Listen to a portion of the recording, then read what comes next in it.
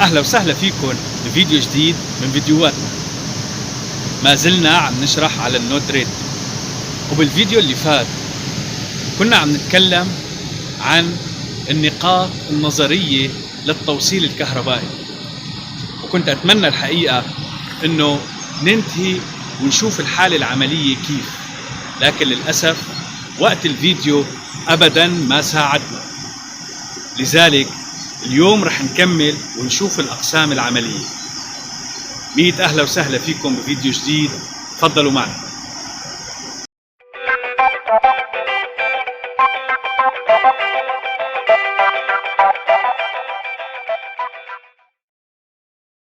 السلام عليكم ورحمة الله وبركاته. بالفيديو اللي فات اتعرفنا كيف بدنا نوصل اللمبة 230 فولت مع الراسباري عن طريق الريلي موديول، وشفنا بالحالة النظرية كيف بدنا نعمل الإجراءات اللي لازم تنعمل. أنا هون جهزت لوحة لحتى نشوف كيف بدنا ننفذ الشيء اللي عملناه بالفيديو اللي فات عليها. خلينا نتعرف على هاي اللوحة. بهاي اللوحة مؤلفة من لوح خشب قياسه تقريبا متر ب80 أو 70 هيك شيء، ما قسته أنا، بس الأبعاد النظرية أنا عم بحكي عليها. بهاللوح الخشب هذا أنا نفذت عليه أو وصلت عليه مأخذ الكهرباء اللي نحن شايفينه هذا هون بهالشكل، واللي المفترض انه ما يكون، يعني بالوضع الطبيعي ما يكون بهذا الشكل، يكون في مأخذ خاص زي ما احنا هنشوفه هلا. ولكن لاني انا عم بشتغل على الشرح وبالبيت، فانا مستخدم هذا النوع من المآخذ. هاي اول نقطة. على اللوحة كمان موجود نقاط توصيل اللي هن النقاط البيضاء هاي اللي شايفينها. هاي النقاط البيضاء مهمتها انه توصل الكابلات بطريقة آمنة، منشان ما كبل من الكابلات نتيجة حركة أو نتيجة فعل ما يطلع من مكانه ويسبب خطر على الناس الموجودة في المكان. وموصل كمان الريليهات بالطريقة اللي شرحت عليها بالنقطة اللي فاتت. إذا شايفينها قدامكم واضحة، أنا ما بعرف، حاولت لكن أنا عم بصور بالموبايل مش بكاميرا، فاعذروني يعني إذا كانت الصورة دقتها ما كتير عالية. الريلي واصل على أول ريلي البرغي النصاني زي ما قلنا اللي هو المشترك، وواصل البرغي اللي من تحت على النقطة اللي رايحة على الضوء بالوصل من الجهة من الريلي. ومن الجهة الثانية عنا مجموع الكابلات الأخضر والأزرق والأحمر والأبيض، وهدلون واصلين تغذية ونبضات تشغيل للريلي.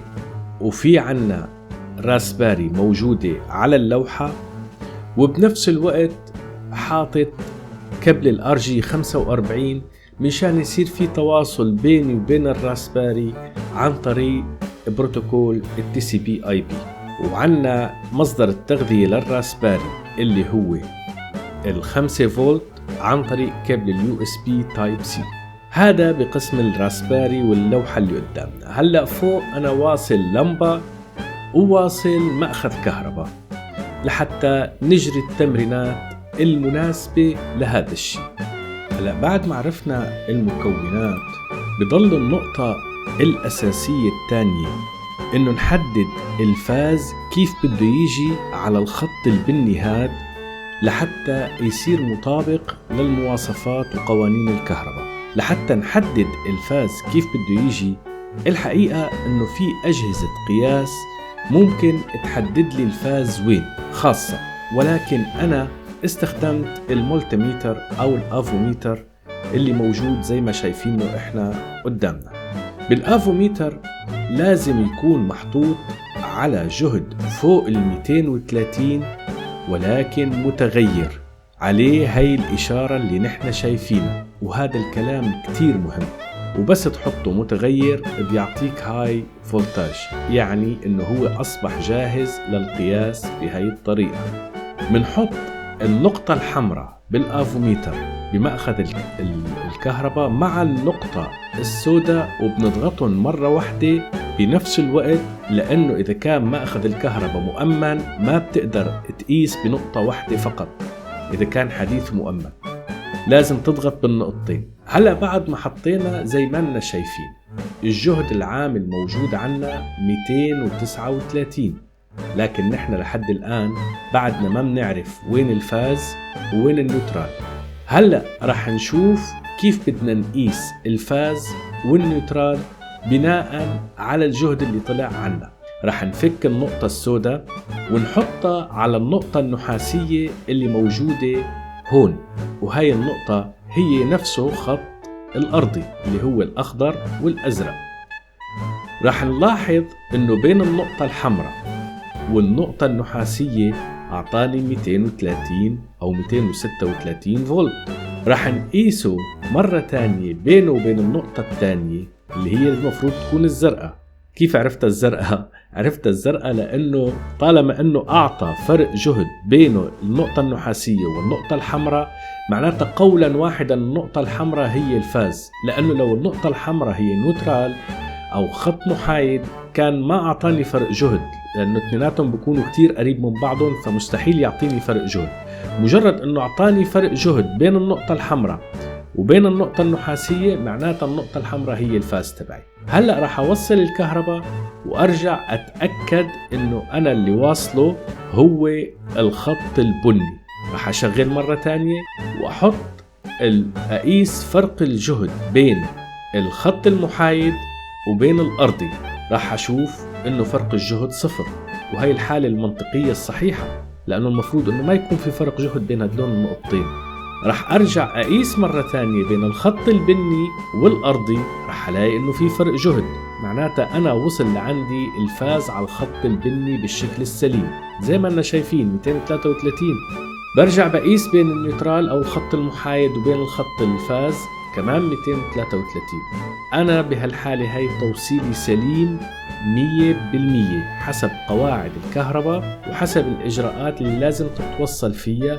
أنا واصل كتوصيل كهرباء سليم. هلأ رح أغذي الراسباري ورح أنتظر لتبدأ إقلاع الراسباري. هلأ أثناء إقلاع الراسباري على الريلي موديول رح نلاقي إنه في ضوء خافت جدا بالأحمر. هذا ما معناته إنه الريلي شغالي، لا، هذا معناته إنه الدارة تبع الموديول ريلي عم تقلع مرة تانية وأنصاف النواقل وصلن تغذية، بس يصلون فبتطلع هيك، لأنه لو الريلي شغالي كان ضوت اللمبة هاي. هلأ بعد ما أقلعت الراسباري أنا استخدمت التابلت المتواضع تبعي هاد، وهلأ طالب اللوحة من خلال الشبكة الداخلية على 192 168 70 100 نقطتين فوق بعض 1880، ورح يطلع لي الواجهة اللي برمجناها سوا أنا وياكم وعليها سويتش واحد زي ما أننا شايفين. رح نجرب هلأ ونشوف شو بده يصير لما بنشغل السويتش وبنطفي السويتش. خلينا مع بعض نشوف. شغلنا السويتش، اشتغلت اللمبة، طفينا السويتش وطفت اللمبة. لاحظوا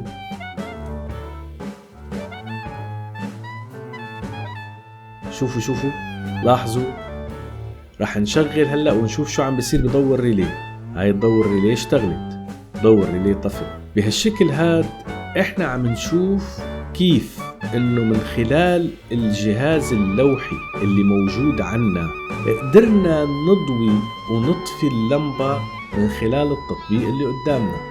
مجرد انه احنا دخلنا على العنوان تبعنا فقط 192 168 70 100 نقطتين فوق بعض 1880 من اي جهاز موجود بالبيت، انت اصبح الجهاز عندك بدل لوحة مفاتيح، وصار فينك تضوي وتطفي اللمبة فيه.